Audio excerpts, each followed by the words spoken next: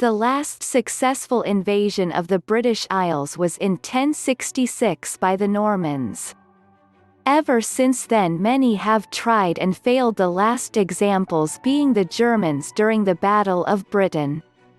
The RAF were hopelessly outnumbered by the Luftwaffe, but they hung on, and ultimately Hitler postponed any plans to invade.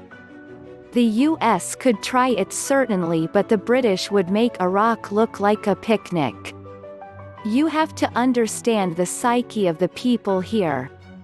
Sure, the US has a much larger army etc. than the UK, but such an invading force would suddenly find itself confronted by 70 million people gelling together as one no matter what their differences, and kicking the living shit out of anyone who had the audacity to be part of such a misadventure.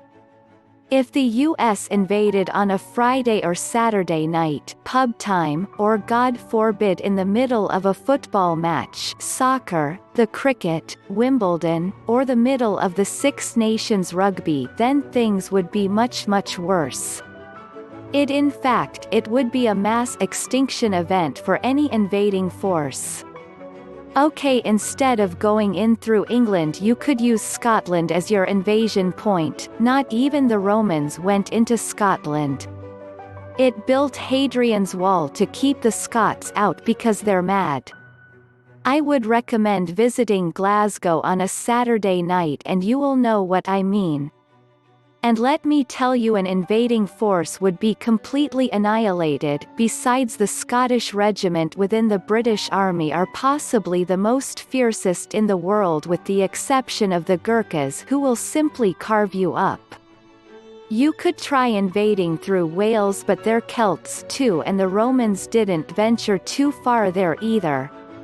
Not only are they exceptionally tough, but any unfortunate taken as a POW would instantly be tortured by the singing of their Welsh captors, for which they are renowned.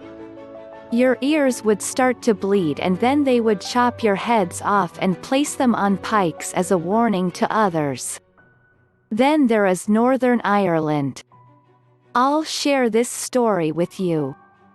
About 8 years ago, Northern Ireland had a World Cup qualifying match against Poland in Belfast. Northern Ireland, as you probably know, has a long history of troubles with quite sizable minorities on both sides of the community hating the police. Anyhow, the Polish fans rioted and had singled out 2 police officers, one of whom was getting a kicking and the other was about to get thrown off a bridge.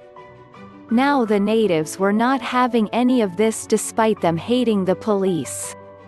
The only ones allowed to throw any of their police off a bridge or give them a kicking was them, and they were not going to tolerate a load of chaps from a foreign country doing it.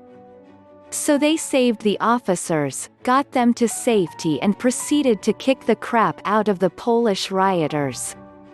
Oh yes, they're Celts too, and the Romans didn't go there either.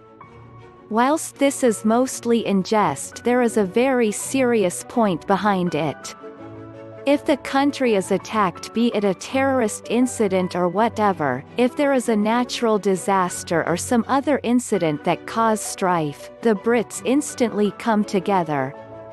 They may come across as polite, charming, and apologize unnecessarily for something they didn't do, but as soon as something pops up that threatens them, no country on this planet will defeat them, no matter what their numerical superiority may be.